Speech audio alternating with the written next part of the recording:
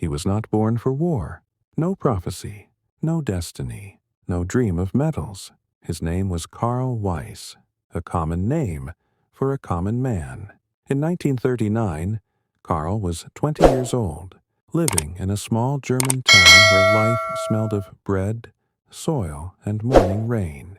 He worked at his father's workshop, repairing farm tools, bicycles, anything that broke. His hands were strong.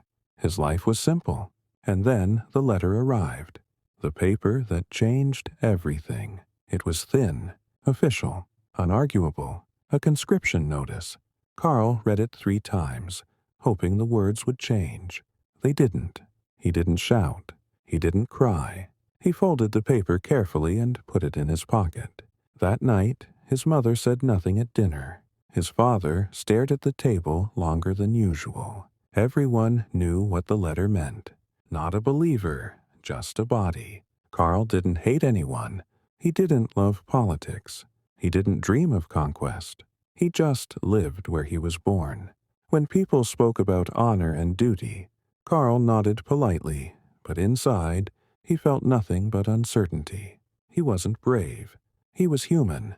The train station. On the morning of departure, the town gathered at the railway platform.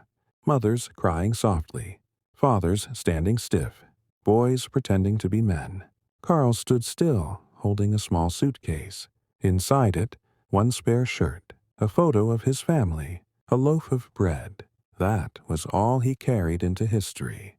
The train arrived with a scream of metal. As Karl stepped forward, he felt something new. Fear, quiet, deep, and permanent. The last look back. He turned once. His mother raised her hand, trembling. His father nodded once, short, proud, broken. Karl wanted to run back, to say something important. But the whistle blew, and the train doors closed. A thought. He never spoke aloud. As the train moved, Karl sat among strangers in identical coats. No one spoke. He looked at his reflection in the window and thought, I am not a hero. I am not a killer. I am just here. He didn't know it yet, but that was how the war would treat him. Karl Weiss had not fired a shot, had not seen blood, had not chosen a side, yet his life had already been taken from him. The camp smelled of wet earth, oil, and fear. Karl Weiss arrived with hundreds of others. Boys pulled from farms, factories, classrooms. No one asked what they believed. No one asked what they wanted. They were given uniforms first. Heavy, rough, too big for some, too small for others. Karl pulled the jacket over his shoulders and felt something strange. The cloth erased his past, becoming a number. They shaved his head, not gently. Hair fell to the ground like something being discarded. A man with a clipboard read names quickly. When he reached Karl, he didn't look up. Weiss, Karl, a pause, then a number. That number became more important than his name. Learning to obey. Training began before sunrise. Shouting, running, mud. Karl learned how to march without thinking, how to stop without asking why. Rifles were placed in their hands. Cold metal, heavier than expected. The instructor's voice cut through the fog. This weapon will keep you alive. Respect it. Karl didn't feel respect. He felt distance. The first shot. The first time Karl fired, his hands shook. The recoil surprised him. The sound tore through his chest. He lowered the rifle quickly. The target was just paper, but the hole in it felt wrong. He didn't celebrate, didn't smile. He looked around. Some men laughed, some bragged. Others stared silently at their hands, just like him. Friends made by proximity. At night, Karl lay on a wooden bunk. Next to him was Franz, a baker's son. Across was Lucas, a university dropout. They didn't talk about politics. They talked about home, about bread, about music, about girlfriends left behind. Those conversations were quiet and precious. Punishment for thinking. One afternoon, Karl hesitated during an exercise, just a second too slow. The instructor noticed. Karl was made to stand alone in the rain for hours. No explanation, no lesson, only obedience. That day, Karl learned something important. Thinking was dangerous.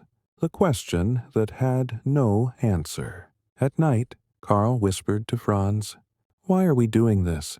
Franz shrugged. "They didn't tell us." That was the most honest answer anyone ever gave. Preparing for something undefined. Weeks passed. Muscles hardened. Faces thinned. Voices grew quieter. Rumors spread. Poland. France. The East. No one knew where they were going, only that it would be soon. Karl cleaned his rifle carefully one evening, not because he loved it, but because he was afraid of what would happen if he didn't. Karl was no longer a civilian, but he wasn't a soldier either. He was something in between, a man trained to obey without understanding why. The march began before anyone was fully awake. No speeches, no music, just boots on gravel and breath in cold air. Karl Weiss adjusted the straps of his pack for the third time in 5 minutes. It was too heavy. Far heavier than training had prepared him for. Inside it were ammunition he hoped he'd never use, a canteen already tasting of metal, a letter from home he hadn't opened yet. The road ahead disappeared into fog. So did certainty. The sound of moving toward something unknown. Marching was different outside the camp. There were no instructors shouting now, no controlled routines, only movement and silence. Hundreds of men walked together, but no one spoke. Talking felt wrong, like making noise in a church. Karl listened to the rhythm. Boots, breath, gear clinking. That sound followed him like a heartbeat. The weight of the uniform. As the sun rose weakly through the fog, Karl became aware of something new. The uniform made people stare. Villagers stood at the edges of roads. Old men removed their caps. Women pulled children closer. No one smiled. Karl avoided eye contact. He didn't feel proud. He felt exposed. The first border. Sometime before noon, they crossed a border. There was no sign, no gate, just a change in the road. Someone whispered, "We're not home anymore." That sentence stayed with Karl. The air felt the same. The trees looked familiar, but everything felt wrong. Hunger and waiting. They stopped briefly near a field. No fires, no comfort. Karl ate dry bread, chewing slowly to make it last. Around him, men sat in small groups. Some joked nervously.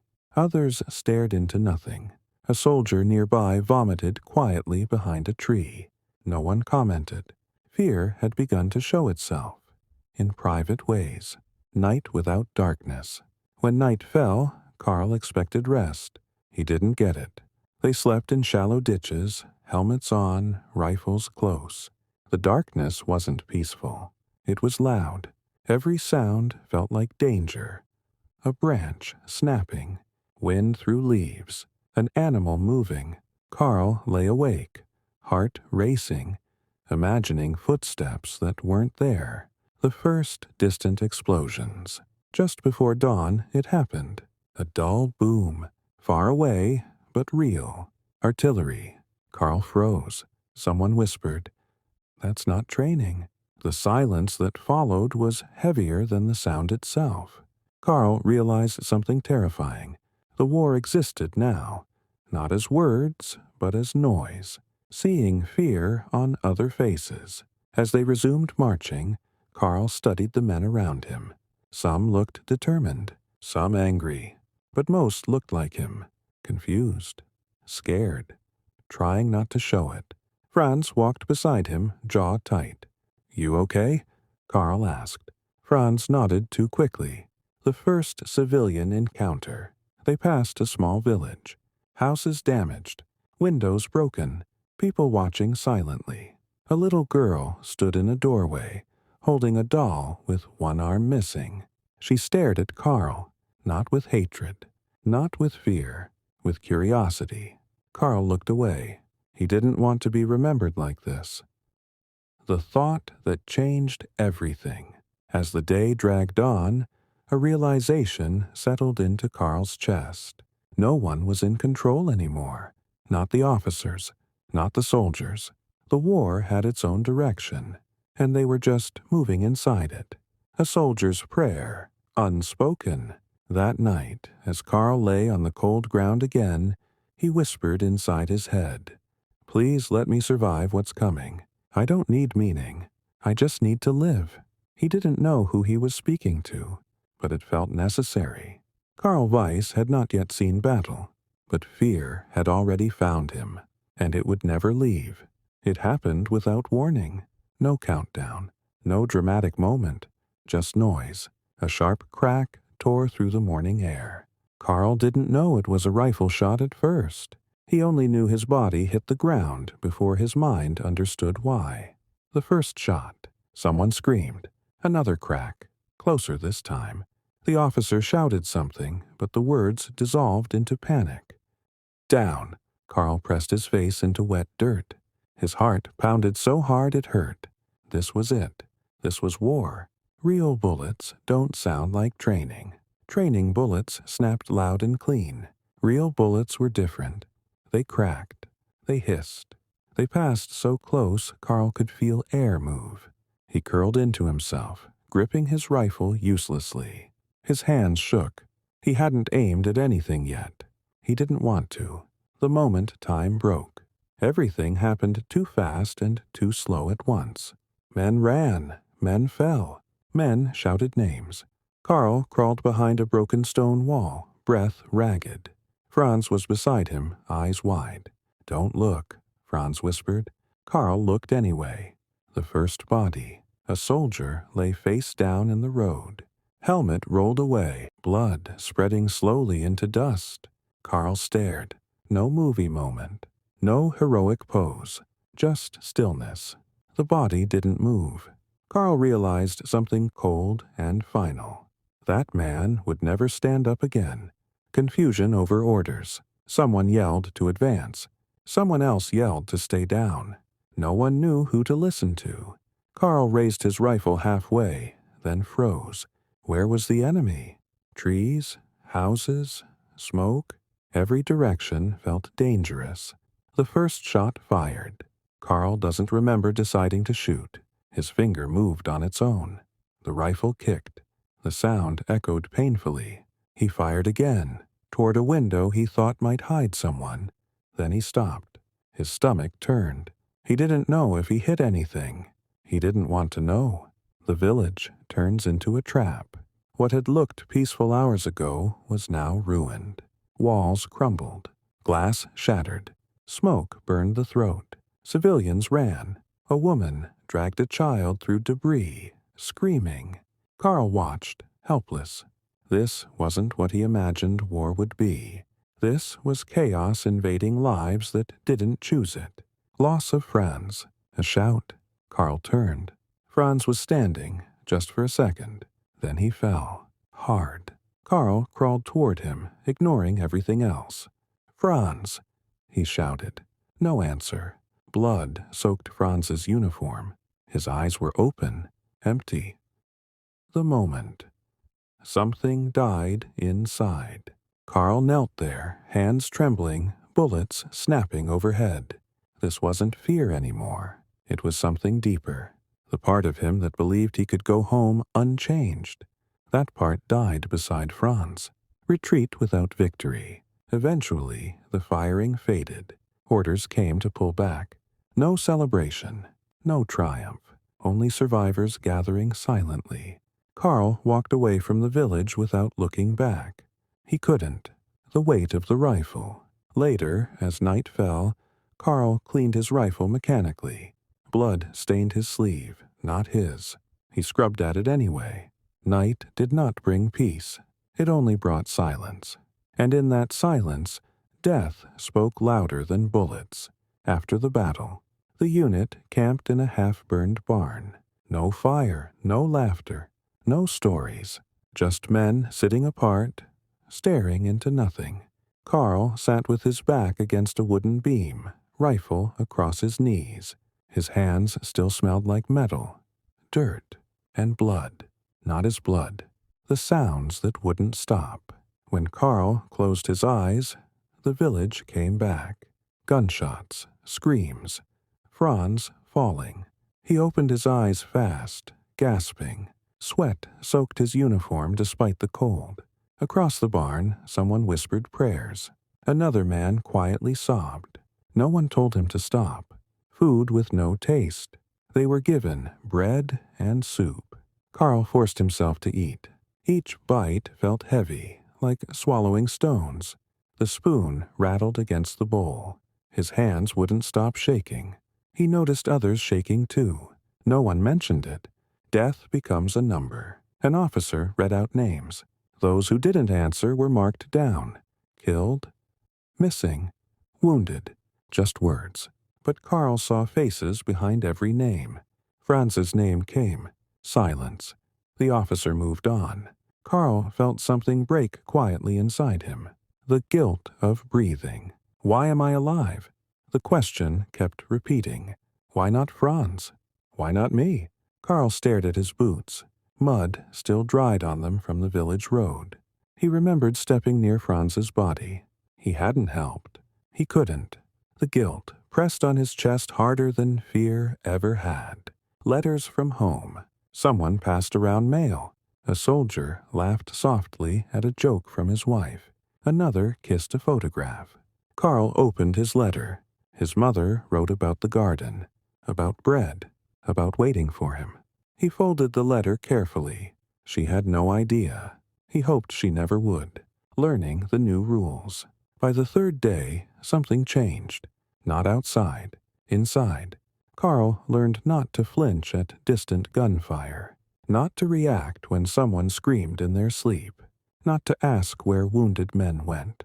He learned the most important rule: don't feel too much. Feeling made it harder to survive. A body on the road. They marched again. On the roadside lay a corpse. Enemy soldier. Face frozen in shock. Karl glanced at it, then looked away. No emotion came. That scared him more than fear ever had. Becoming someone else. Karl realized he was changing. Not braver, not stronger, just different. The boy who left home believed war had meaning. The man marching now only cared about staying alive until tomorrow. Nightmares without sleep. Sleep became dangerous. When he slept, the dead returned. When he stayed awake, his mind collapsed slowly. He chose shallow sleep, dreamless, empty.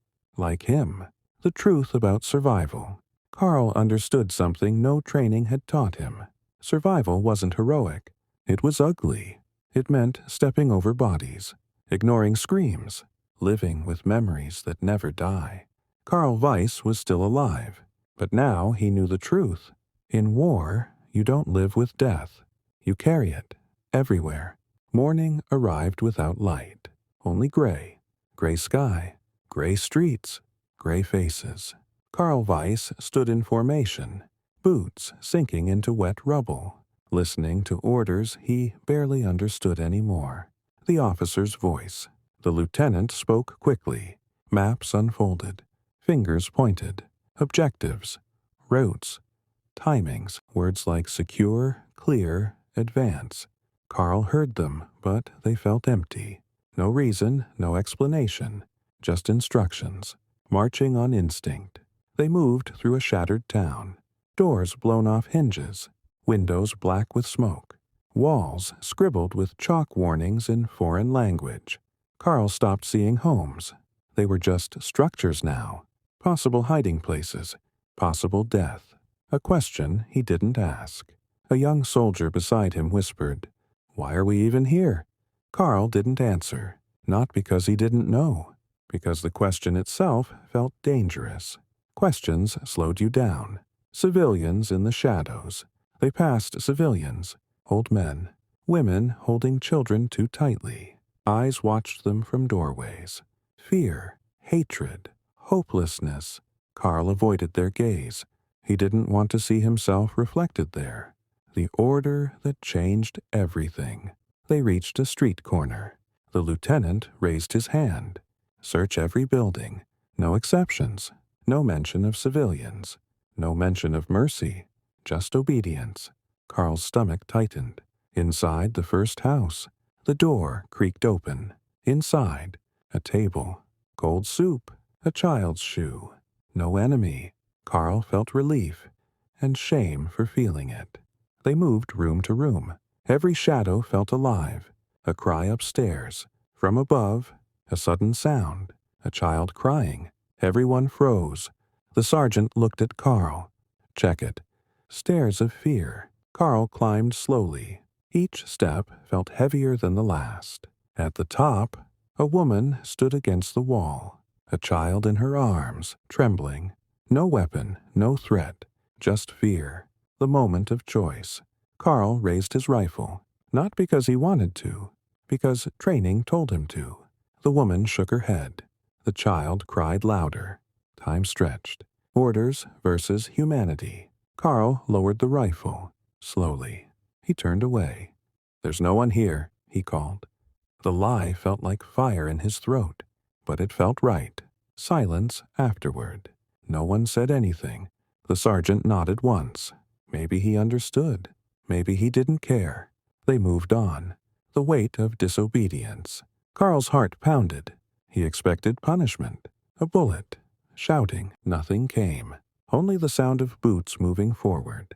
Realization. Karl understood something terrifying. Most soldiers didn't enjoy cruelty. They simply stopped questioning it. Obedience made everything easier. When orders made no sense. Later that day, artillery hit the area they had secured. Buildings collapsed behind them. Men died protecting ground that no longer mattered. Karl stared at the smoke. Why? No answer came. The breaking point. That night, Karl sat alone, hands shaking again, not from fear, from understanding. This war wasn't about right or wrong anymore. It was about following orders, or being destroyed by them. Who was he now? Karl wasn't the boy who believed in duty. He wasn't a hero. He was something in between. A man trying not to lose what little humanity remained. Karl followed orders, but now he knew. Some orders save your life, others kill your soul, and the line between them was dangerously thin. Night came quietly, too quietly. No artillery, no shouting, no engines, only the sound of rain falling on broken earth. Karl Weiss sat in the trench, his back against cold mud, staring at nothing, counting the missing. That morning there had been 12 of them. Now, 7. No speeches, no ceremony, just empty spaces where men used to sit.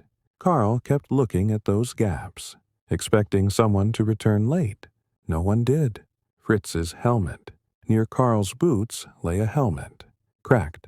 Dried blood along the rim. Fritz's helmet. Fritz had shared bread with him. Fritz had laughed yesterday. Now Fritz was soil. The silence that screamed.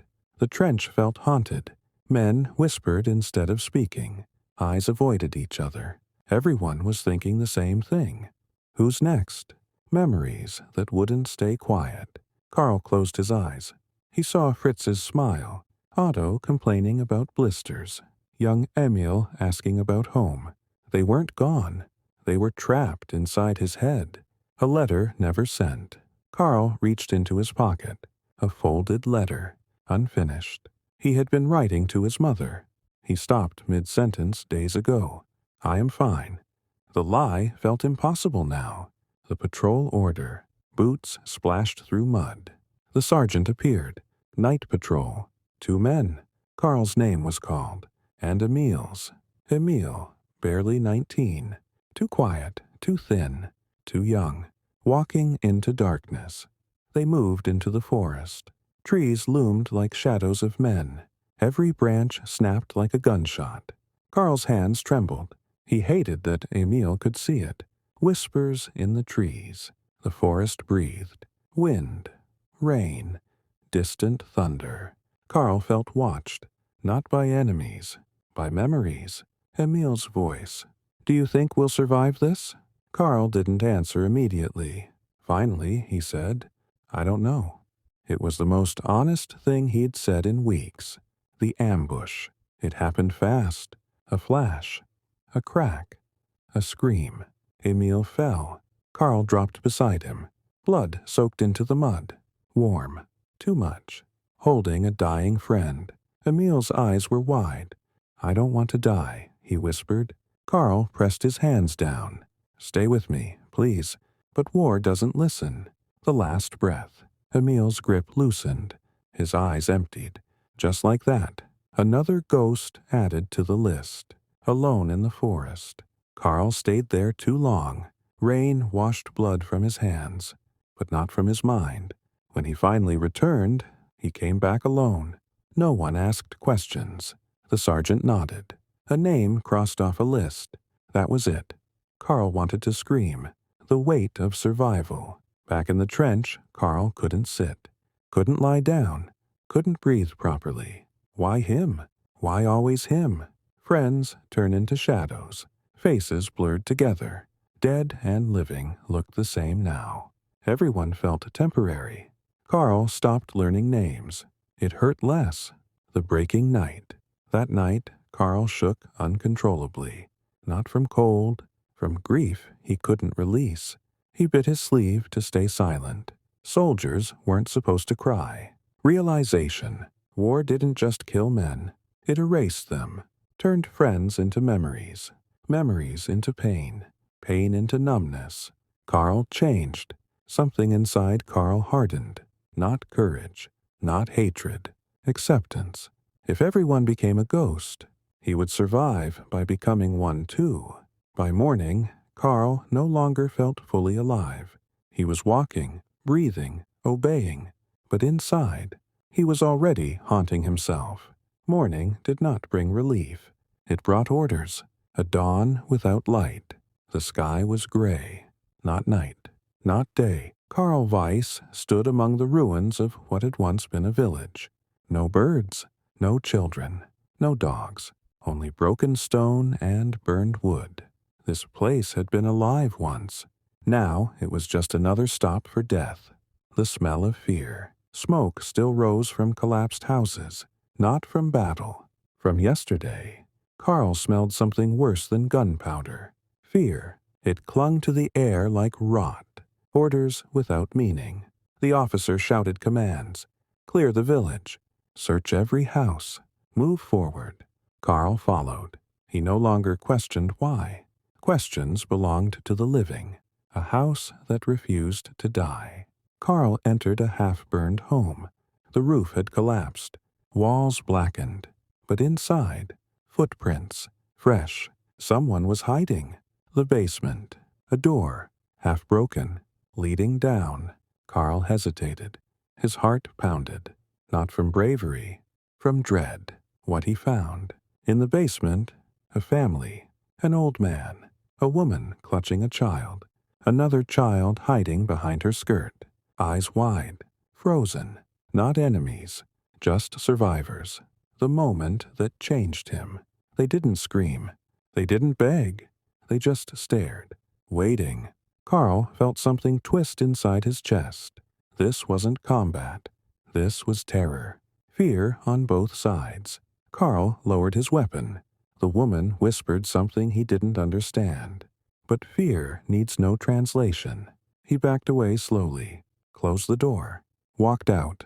Outside, reality returned. A shout, a gunshot somewhere else. Screams. Karl flinched.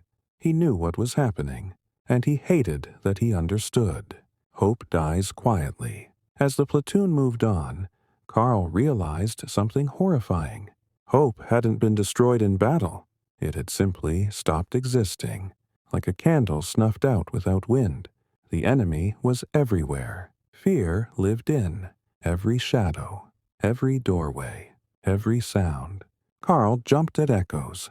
He slept with his eyes half open. The new rule of survival. Karl made a rule. Feel less. Think less. React faster. Emotion slowed you down. Emotion killed. A friend breaks. Later that day, a soldier named Hans froze during shelling. Didn't move, didn't respond, just stared at the sky. No mercy for weakness. The sergeant dragged Hans by the collar, shouted, slapped him. Nothing worked. Hans was gone.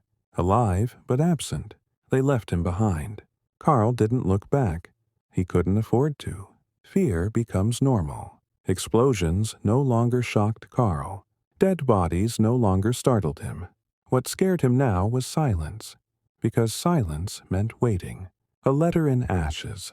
That night, Karl burned his unfinished letter, watched the paper curl and vanish. Home felt unreal, like a dream he once had. The loss of innocence. Karl realized fear had replaced hope.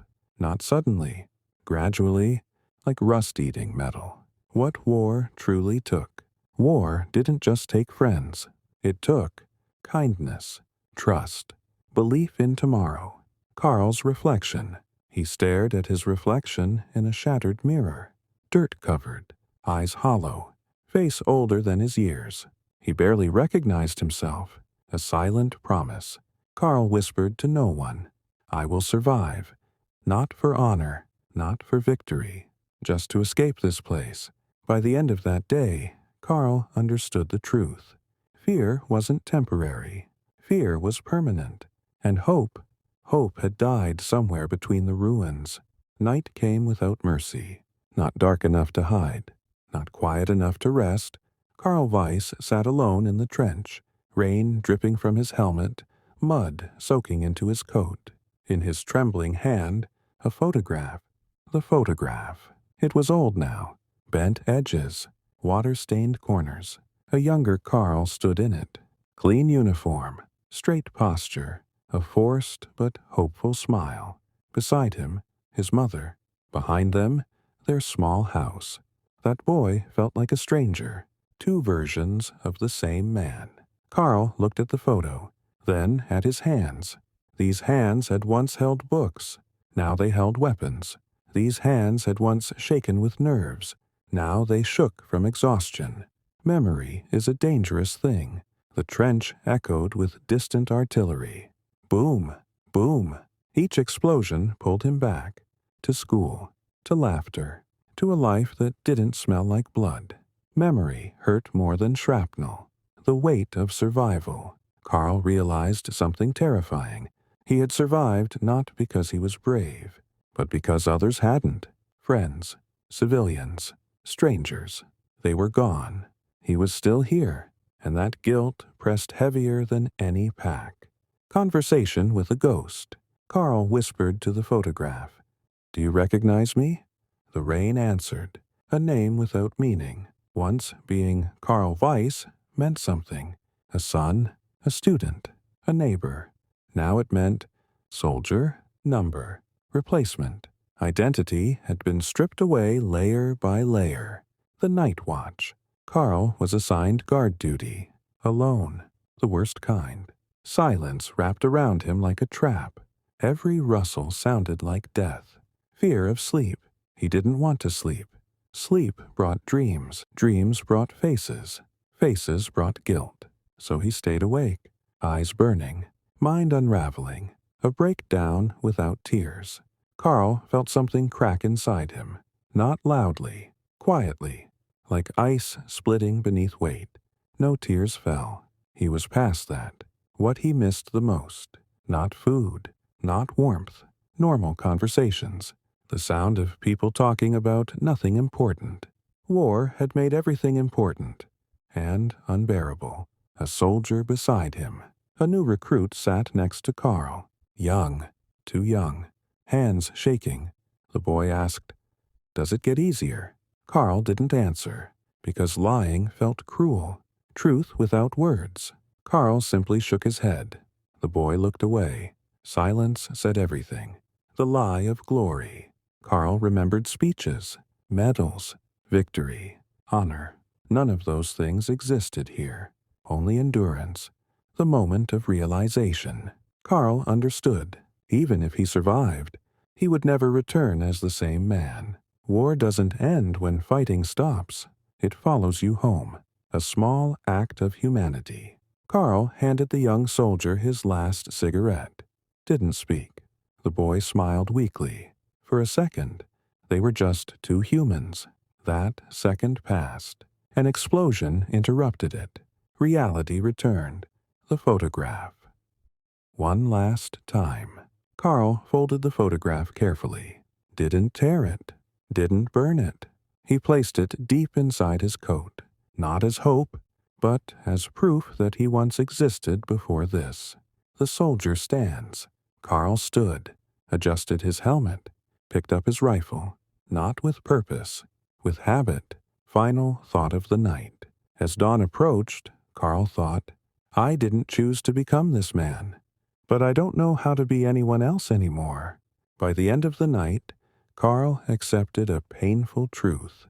The man he used to be was gone, and the man he had become was only trying to survive one more day. The war did not end with a sound.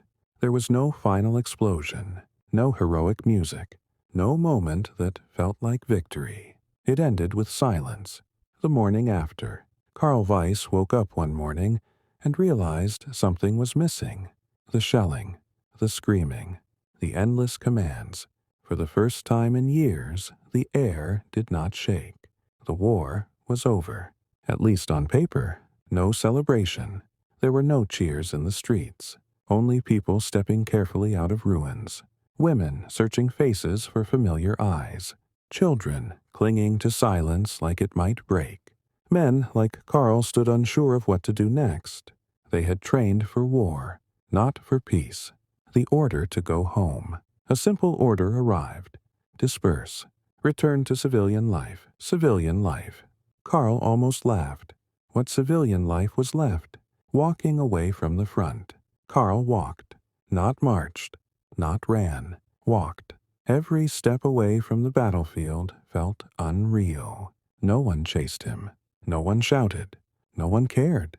For years he had been told his life belonged to the army. Now, no one wanted it. The weight of survival. Karl should have felt relief. Instead, he felt heavier. Survival came with questions. Why him? Why not the others? Faces returned uninvited. Men who never walked away. The journey home. Trains were broken. Roads destroyed. Karl walked for days. Through towns that didn't recognize themselves. Through fields that once fed families. Now silent. Everywhere the same look. Loss. Home isn't home. When Karl reached his village, his heart stopped. The house was gone. Not damaged. Gone. Only a piece of wall remained. He stood there for a long time. Longer than he had stood under fire. The neighbor, an old neighbor, recognized him. Her eyes widened. Karl? He nodded. She hesitated before speaking. Your mother. She waited. Until the end. That was all she said. That was enough. Grief without tears. Karl did not cry. War had taken that from him. He sat on a stone where his house once stood. Hands empty. No uniform purpose. No orders. Just loss. Trying to be normal. Weeks passed. Karl worked where he could. Carrying bricks. Clearing rubble. Standing in lines for food. People didn't ask about the war. Everyone had their own story. The nightmares followed. At night, the war returned. Not with noise. With memory. He woke up reaching for a rifle that wasn't there. Sweat soaked his clothes. Peace did not mean rest. A child's question. One day, a small boy watched Karl work. The child asked, "Were you a soldier?" Karl paused, then said, "Yes." The boy asked, "Did you win?" Karl looked at the ruins around them and answered quietly, "No one did." Learning to live slowly. Healing did not come suddenly. It came in moments. Sharing bread. Helping rebuild a wall. Sitting in silence with others who understood without words. Karl learned that surviving meant more than staying alive. The photograph returns. One evening, Karl took out the old photograph. The boy he once was stared back. Karl finally understood. He could not return to that boy, but he could live in a way that honored him. Forgiveness, not from others, from himself. Karl accepted that fear did not make him weak, that survival did not make him guilty, that being human in hell was not a failure, the final thought. Years later, Karl would say only one thing about the war. It didn't make me a hero. It taught me the cost of forgetting humanity. The ending image. Karl Weiss walked through rebuilt streets. No uniform, no weapon, just a man among people, still carrying scars, but also carrying life forward.